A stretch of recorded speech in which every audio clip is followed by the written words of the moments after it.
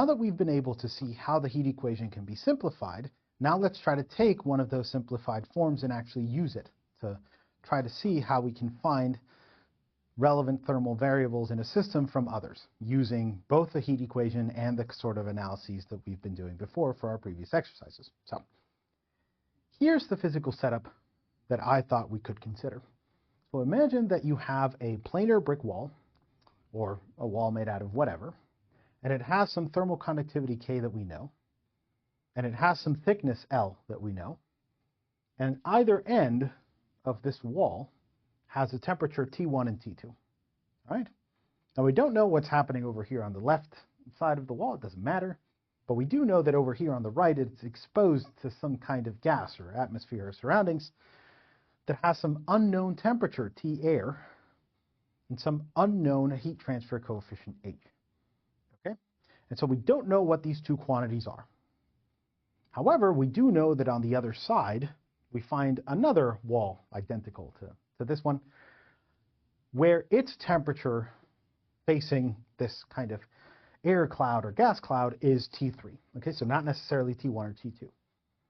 And so we know what T3 is, and from experiments we can also find that, well, whatever this H is, that the material that these two walls are made out of and the properties and the interaction between that wall and the environment is the same between the two walls. That is to say that the heat transfer coefficient that we find experimentally for the left wall should be the same as the one on the right, just off of assumption.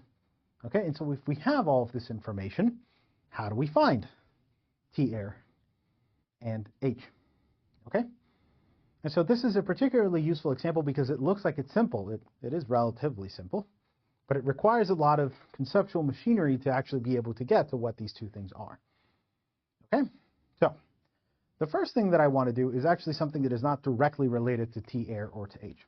What I want to do is I want to try to figure out what the temperature distribution is inside of this solid wall over here, right on the left. So the first thing that I want to do is to find what is T in the wall. So let's try to find it. Now, how would we do it? Well, we're trying to model how temperature changes inside of an object. So this looks like we can try to slap the heat equation on this thing, make some simplifying assumptions, and then see what we get, right? So we had said before that the general form of the heat equation was the following. I'm not writing it out to intimidate you, I promise. It is just so that you know how we're going to wind up simplifying this, as a reminder of the lecture where we did so. And so if this is what the heat equation looks like in its most general form, then we can make a bunch of assumptions. Well, what's the first assumption? That all of the material properties in the system are constant, right? So this K is a single number.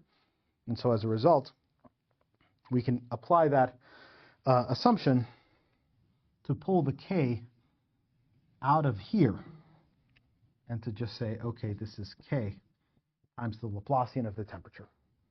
Okay, so that's the first thing. The second thing is that this solid wall, we can assume, has no volumetric energy generation inside of it, because if there was, we would have mentioned it. So we can just assume that there isn't any. So we remove the Q dot. We also assume that these temperatures are steady, right? That they don't change over time. That nothing in this problem changes over time. And so if we don't see an explicit time dependence on any of the variables, it makes sense to assume that everything is in steady state, at least for the moment. And so as a result, we can get rid of this time derivative over here. And the last assumption that we're going to make is that heat transfer is only happening in one direction, in this case, the x direction, right? This is a planar system, so nobody cares about what the heat transfer is up or down or this way, right? We only care about this way. And so that means that we can rewrite this vector, this Laplacian, into this nice second derivative of the temperature with respect to x in the wall. Okay? And so this is great because now this is a perfectly nice and solvable ordinary differential equation amenable to standard calculus tricks. This is basically the simplest second order differential equation that you can get. So what is this equation when you actually try to solve it, right? So this is nice in the sense that we can just integrate it once and see what we get. So if we take both sides of the equation that I just wrote and integrate them with respect to x, what I wind up getting is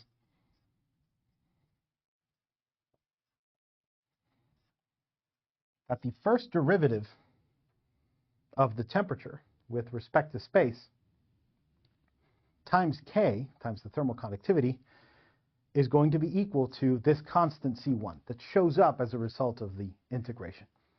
Okay? This, again, we can integrate once more. And if we do that, what we wind up getting is that T is going to be equal to C1 x plus C2 multiplied by a K, right? Where these two things that you observe over here are just constants. Constants that show up in the integration process that we haven't determined yet, right? And so this is the solution that we get. Now, here's an interesting thing you might note. Who cares about the K? Like, one thing that I could hypothetically do is I could take the K and move it over here and do this. But these are undetermined constants, right? Like, we haven't defined a value for them. We have to figure out a way to do it. So who cares about having the K there? Why don't we just define some new constant C1 star or whatever, such that, this is C1 over K, and we do a similar thing for C2, and then just transform this equation over here into, C1 star x plus C2 star, where all of the, whatever the value of the thermal conductivity is, gets embedded in here. Can we do that? Of course we can. And in fact, we could have done it even earlier. Because back when we simplified the heat equation, right, what we got was this. And so who's to say that you just can't divide both sides by K? And 0 divided by a finite number K is, of course, still going to be 0. And then just wind up getting this. Right? So the thermal conductivity actually doesn't matter, at least not directly, when it comes to determining the temperature profile inside of a system that is in steady state, where the material properties are constant, where there's no volumetric thermal energy generation rates, and where the heat transfer is planar, right? So when the four assumptions that we've talked about before, no heat generation, 1D planar heat transfer, steady state, and material properties are constant, whenever those four assumptions are correct, it actually doesn't matter what K is. Not directly. We'll see where it matters in a second. But we can find what the temperature profile looks like by just integrating this equation twice to get what we had written down before. And there's a very interesting little feature that shows up here, right? Which is that, sure, we don't necessarily know what C1 and C2 are. But we do know that the dependence of the temperature on X has to be linear. All right, so when you make all of these assumptions, at least for a planar system, you always get that the temperature distribution from one place to the other will vary linearly with X. Okay? Now, it can go up, it can go down, do all kinds of different things, but it's always going to be a line. Okay? It's always going to be a linear function of X. So, all right, so we figured out this fact, but how do we actually use it? Like, what is C1, what is C2? Well, we figured this out by applying what are commonly referred to as boundary conditions. That is to say that we try to make statements about what we know of the system, in particular what we know of its temperatures, and then try to plug those statements into this equation, the solution to the heat equation, to narrow down what C1 and C2 have to be. All right? So this is very similar to what you ordinarily do when you're dealing with ordinary differential equations, but, applied to this sort of problem. So how can this work? How do we do this? Well, notice that this temperature is a value we know. We haven't stated it, but it's a value we know. So we know that when x is equal to 0, right, like right here on the left-hand side of this wall, this temperature is T1. Can we use that? Sure, let's plug it in, right? So we know that the temperature x is equal to 0 has to be T1. All right? That's what we had just said. And then plugging this in here, we substitute x is equal to 0 to get that this is C1 times 0 plus C2. So of course C1 times 0 is just 0. This directly states the value of one of the constants that we care about, all right, which is that C2 is equal to T1. So we've got that one out of the way, right? We used information about what the behavior of the system is at a boundary in order to be able to determine what the behavior of the temperature is inside, right? Not necessarily just at the boundary. So we've got this expression right here. Oop. We're just going to substitute the value of T1 that we pulled from before. Do we have information on another boundary of the system? And the answer is yes, we do. Because we also know the temperature on the right-hand side of the wall. We know T2. And because we know T2, and because we know L, we can then substitute both of those values into this equation to try to see if we can't find what C1 is. So we know that the temperature at L, right, so at x equals L on the right-hand side of this wall,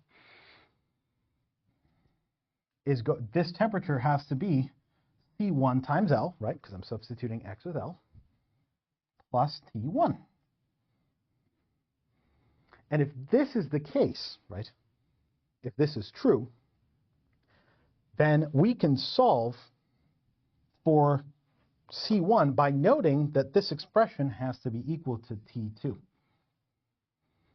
right? Because that's what it says. The temperature on the right-hand side of the wall where x is equal to L has to be T2, whatever that number is. So when we go and write down what this expression looks like, what we will wind up getting is that C1 is just equal to T2 minus T1 over L. That's what C1. That's what you get when you take this equation down here and move the terms around to solve for C1. So what do we get? What is the ultimate result? The ultimate result is that now with these two constants, we can say that the temperature inside of this wall is going to be equal to T1 plus T2 minus T1 divided by L times X. That is the expression for the temperature inside of the wall. So it's linear, right? It's linearly proportional to X. It starts off at T1, and then it grows or decays as a function of X, depending on whether or not T2 minus T1 is a positive or a negative number, right? And so this expression, one of the reasons that I wanted to keep these numbers abstract is because this works no matter what T2 and T1 are. We don't have to worry about sign issues here. Okay? So all good. This is our expression for what the temperature in the wall is. And this is going to be super important for a couple of reasons, which is that, sure, we know everything about the temperature in the wall, but we don't know about the thing that we actually want to know about, which is what is T air and what is H. But we will be able to relate them by doing an energy balance that requires knowing what this temperature profile looks like. Okay? So now we have to ask ourselves the question, okay, what is T air and what is H? How do we get it? Well, let's consider doing an energy balance just like we did before for our previous exercises, okay? And I want to do this energy balance on a very kind of curious little region, which is right here. Now, why do I want to do it here? Well, we're just guessing. We're picking a place, right? But the other reason that we're doing it here, hypothetically speaking at least, is because we want to try to figure out how we can relate whatever heat fluxes are happening, or heat transfer rates are happening in the wall, to the heat fluxes and the heat transfer rates that are happening out of the wall. Okay?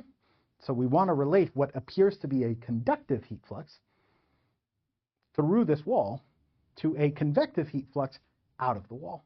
Okay? And I'm going to pick this thing to be just a really, really, really tiny thin region.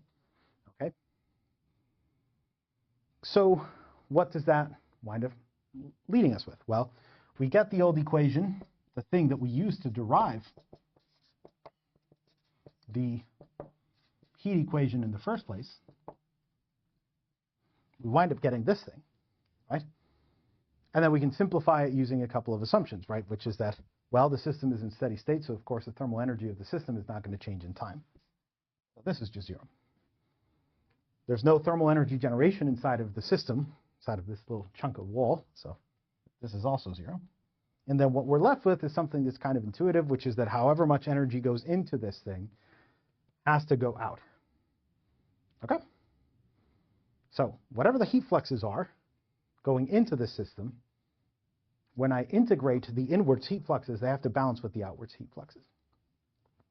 Now this is kind of a complicated, conceptually at least, complicated process because we don't really have a good grasp of where the heat fluxes are actually going before we could use our intuition about how heat transfer works to just say, oh, well, you know, T2 is larger than T1, or T1 is larger than T2, or something like that.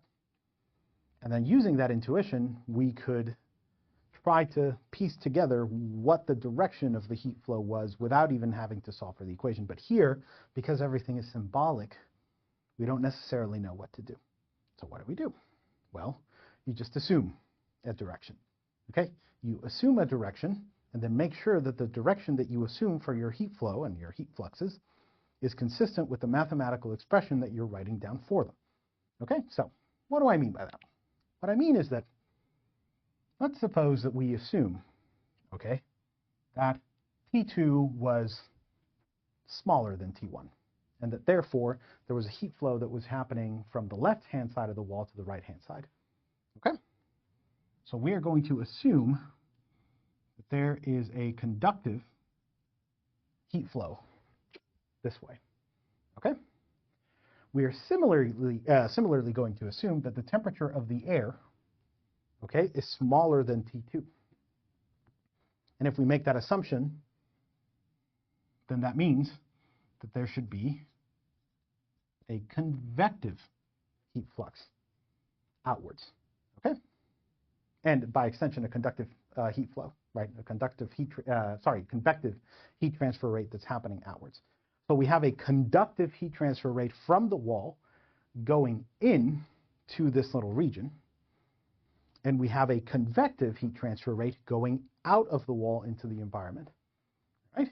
So in this case, E dot in is equal to Q conv, and E dot out is equal to Q conv. Now we're in a bit of a pickle, because if we try to write down these expressions, you're going to see that there's a parameter that we don't really necessarily know about, right? But we're just going to keep it floating around, and we're going to see that it actually doesn't matter. So we have Q cond and we have Q conv. And how do we find expressions for these? Well, we can just say that this is the conductive heat flux that's happening in the wall times whatever this cross-sectional surface area of the wall is. Okay, we didn't state it because we don't know what this value is, but you're going to see that it doesn't matter. So I'm just going to write a question mark here.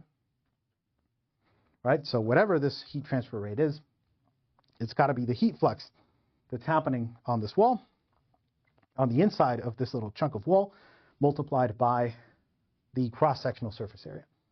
And we're simplifying it in this way because we're assuming that the heat flux is uniform everywhere on the inside of this wall. So if I take like a specific chunk, right, like I cross a specific flat line, I assume that the heat flux is going to be the same everywhere on that line, and then therefore the heat transfer rate can be calculated as a result of this multiplication. So this is what we wind up getting. Now, this has to be written in terms of a expression that depends on what these temperatures are and what the temperature on the inside of the wall looks like. How can we write it? Well, erasing this bottom expression down here for the moment, just so that we have a little bit of space, notice, right, the Q double prime conductive, right? So we model, how do we model a conductive heat flux? Well, conduction we assume is happening on the inside of this wall, right? So the thing that's happening on the inside of the wall is conduction. Because we're modeling heat transfer inside of a material, we use the equation that we got for modeling heat transfer inside a material, which says something like K dt dx times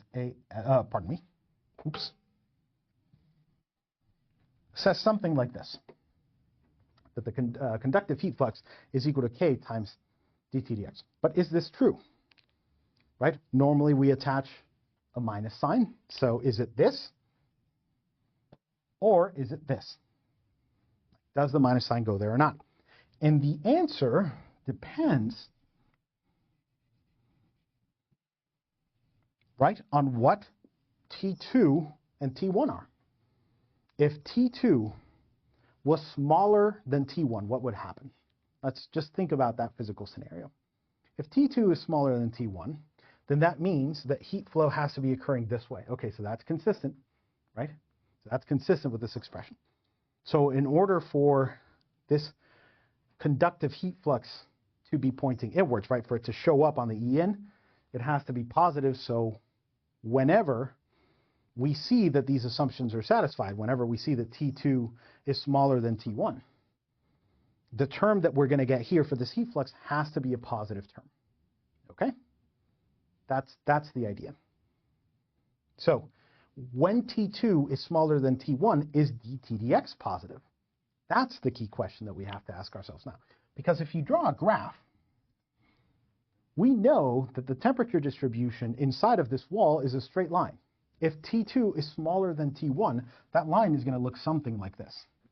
Okay, we don't know exactly what it's going to look like, but we know it has to go down. Right? If it goes down, and this is x and this is t, right, then the slope of this line is negative, and then dt dx in the scenario where T2 is smaller than T1 is a negative. Okay? And so because this is negative, whenever we have the scenario that's consistent with what we drew, this term is going to come out to be negative, right? Because dt dx is negative and k is always positive. So in order to make everything self-consistent, right, which is to say that we need to make sure that this conductive heat flow, this heat transfer rate, is positive whenever it's going in this direction. In order to satisfy that, we need to slap a negative sign right over here. And this is exactly the same kind of argument that we made before for putting the original fundamental negative sign on the equation that related the heat flux vector to K and the gradient of T. But notice that if we had assumed that the conductive heat flux was happening in the other direction, which we could have, we would actually wind up getting that maybe the expression for this conductive heat flux would have been different, right? Because we need to make sure that the expression is consistent with the notation, with the assignment, the conceptual assignment of the conductive heat flow going into the system. So this is what we've got. And so by extension, we get that the conductive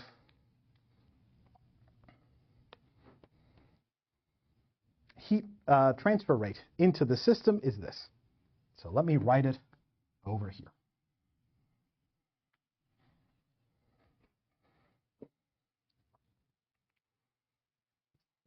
Minus K dt dx AS.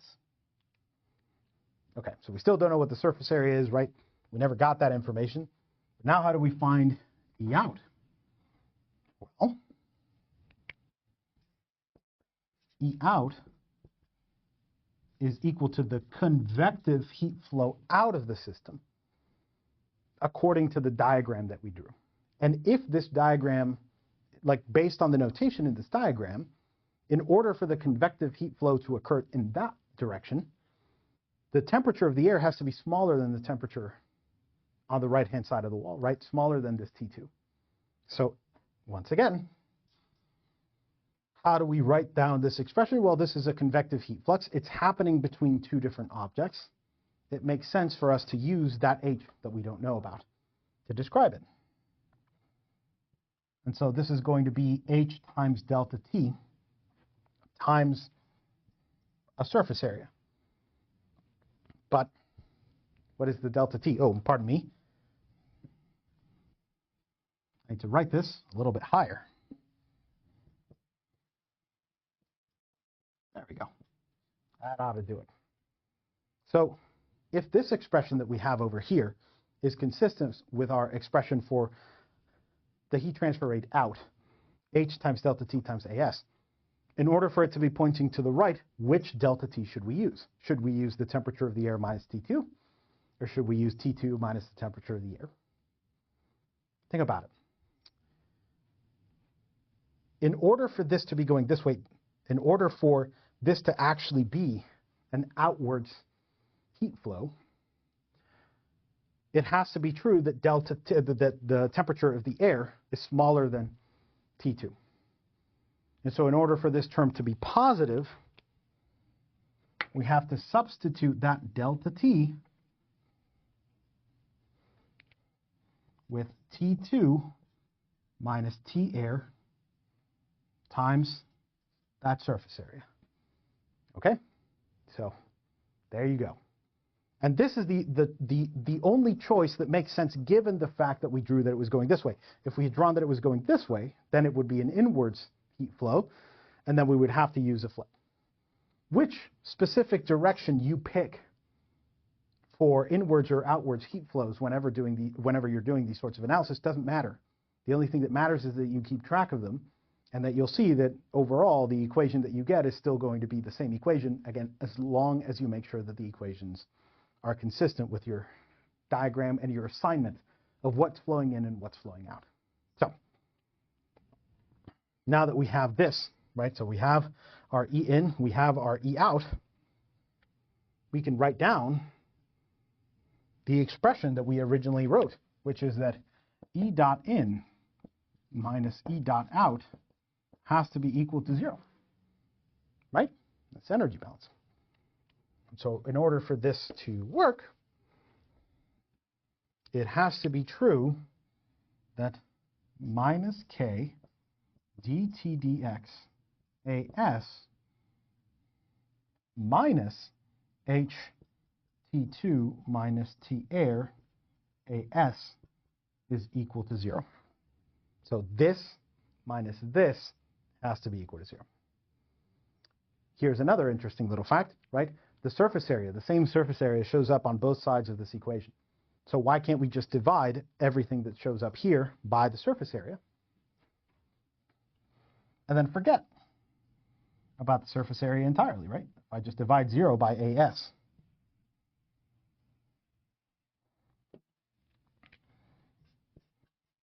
I can just rewrite this into a much simpler form.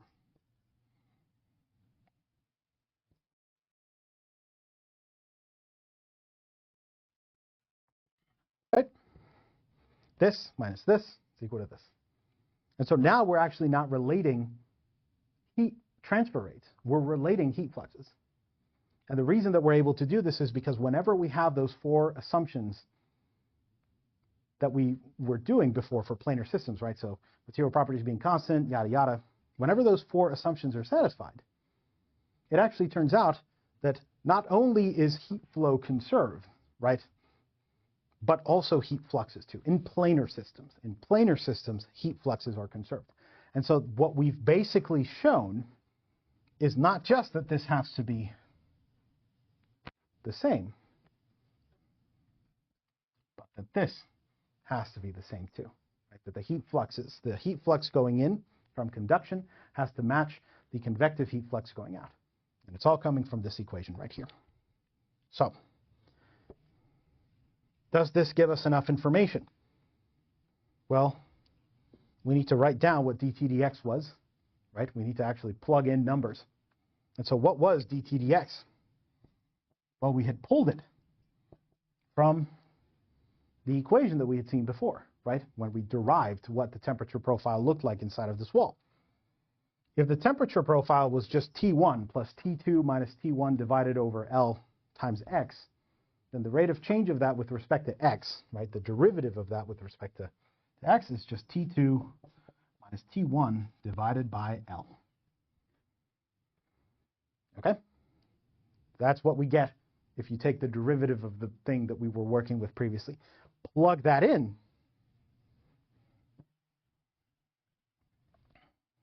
and we get minus K T2 minus T1 divided by L minus H T2 minus T air is equal to 0. So we get this. And we have to ask ourselves, do we have enough to be able to solve for H? Do we have enough to be able to solve for T air? And the answer is no, not really, because both of them are showing up in the equation, right? We have two unknowns in this problem, two unknowns. But I've only generated one equation. And that one equation that I've generated involves both of those unknowns. And so maybe trying to do an analysis here wasn't the right move, because trying to do an analysis here put me in a situation where both of the unknowns I'm trying to solve for matter. Okay? So what can I do? What should we do next? Here's an idea. Always the strategy when it comes to trying to solve these sorts of exercises isn't to necessarily go in and say, let me just do it in the place that feels like the most comfortable, right? The place that is the richest in terms of different pieces of information. What you should always try to do is to try to do it in a place where there's only one unknown that winds up mattering in the equation. Okay? And so what could possibly be the analysis that I construct that will get me there? Well, try this. What if, instead of trying to construct our little system of analysis between the left wall and the air, what if instead we tried to do it from the left-hand side of the air to its right-hand side over here? So, because this is air, right, we have a convective heat flux, or a convective heat flow, or however you want to call it, that is happening as we hypothesized before from left to right. Okay? We don't have to be consistent with that hypothesis when we do a new analysis, but conceptually it's a lot simpler, so I'm just going to assume, right, that we have a convective heat flux from this side of the air, or coming into the air from this left-hand side of the wall. And then we have another convective heat flux, which we are going to assume, right? We don't actually know, but we're just going to assume that is happening also to the right. Okay, so we're basically assuming that everything's happening left to right in this example. So if we make this assumption, then we have to construct an equation very similar to the process that we did before, but taking a couple of shortcuts. What are the shortcuts that we can take? We know that both the thermal energy of this air doesn't change over time. We know that there's no thermal energy generation inside of the air. And so we know that basically we just have to balance the stuff that's coming in with the stuff that's coming out. So the heat transfer rate in has to match the heat transfer rate out. But because this is a 1D planar system, the heat fluxes have to match as well. Okay? Because we would just get an unknown surface area that we would just wind up dividing over. Okay? So they always have to match. So given that that is the case, what are the expressions? Well, making them consistent, so we already know what this one has to be, except that notice that before, when we were saying that it was pointing left to right, right? That meant that this convective heat flux was pointing out of the little wall air system that we drew before. But now the fact that it's pointing left to right means that it's going into the air, okay? And because it's going into the air, it gets categorized as an inwards heat transfer rate or an inwards heat flux. And so it's going to show up in that location in the equation. So Q double prime conv L has to be equal to H times T2 minus T air, right, in order to be moving left to right. And then now this is taking the place of E dot N, or I guess E dot N divided by surface area, right? So if this is what this is,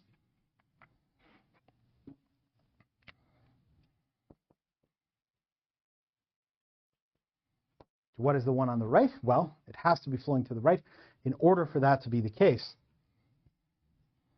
right? For this term to be a positive outwards heat flux, this has to be, the temperature of the air has to be hotter than T3. T air minus T3. And then notice that we had assumed at the start of the problem that the H's on both sides were the same. If the walls had been made of a different material or there was some kind of like weird behavior, then sure, you could expect that the heat transfer coefficients might be different. We're trying to make our lives easier here, though. So this is the case. All right, and so what we have to try to do now is relate both of these, right? So how do we do so? Like we said before, E dot N over the surface area minus E dot out over that same surface area has to be equal to 0. So substituting in, we'll get, right, that E in divided by the surface area is just the convective heat flux from the left, and that will be H times T2 minus T air. So that's my convective heat flux inwards, right, from the left. And then this is minus, right, because we have to account for the fact that it's going out, minus H T air minus T3. And then this all has to be equal to 0, right? So E in dot divided by the surface area minus E out dot divided by the surface area is equal to this. And so notice that something kind of interesting has occurred, which is that the H shows up on every term that we're working with, okay? And remember, it's the same H. Because it's the same H, we can just divide on both sides by H and then get this equation. And this works because now we only have one unknown that we have to worry about whenever it comes to solving this problem. We can solve for T air.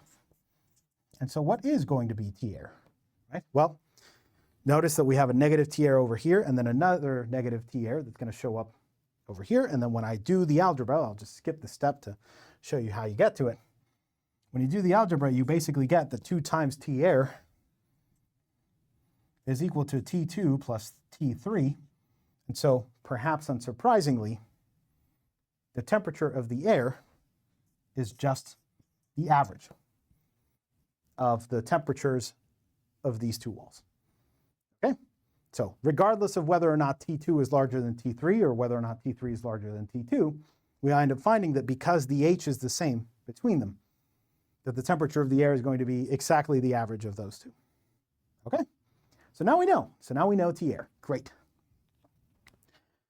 Now that we know T air, can we find the H? And the answer is yes.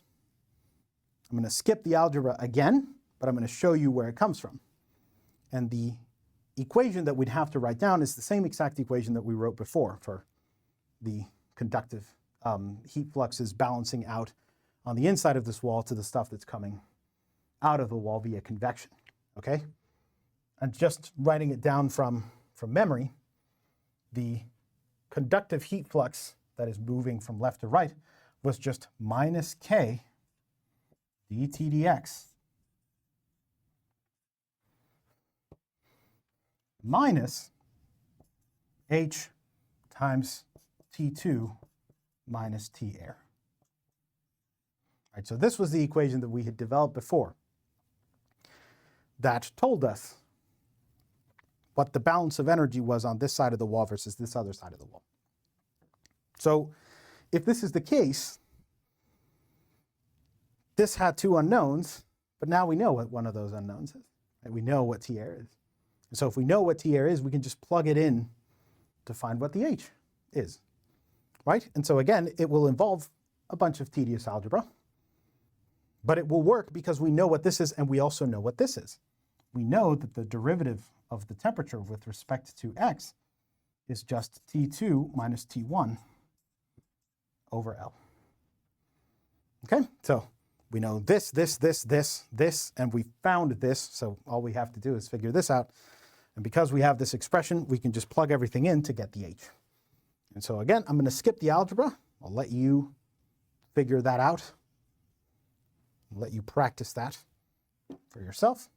But you should see that when you actually go through the process of solving for what that H is going to look like, you're going to get the following somewhat gnarly expression, okay, which is T2 minus T1 divided by L over 2 times T3 minus T2. And so now we figured out expressions for both of these things. Okay, oh, and pardon me. There we go. Now we figured out expressions for both of these things. Okay, and the way that we were able to do that wasn't necessarily by picking the place that had the most complex physics, but it was by trying to figure out the place where we could take one of the unknowns, in this case the H, and get rid of it. Then be able to solve for the other one, and then once we have that foothold of one unknown figured out, we can then go back to the equations that we've developed in the past and then insert those values to get the actual H. All right? So this is an example of how we can take the heat equation and combo it in, all of that information about finding what dT dx is, comboing it in with all of the other mechanisms and tools that we've developed to understand heat transfer in real systems to be able to get meaningful information about something. So we'll be seeing a lot more examples like this in the future. I know it's a long one, but you'll see that a lot of the steps that we usually take for trying to understand these systems become second nature, right? We'll skip a lot of the conceptual steps that we had to develop here as we go along further and further in the course. So don't feel like you have to do all of this work all the time, all right?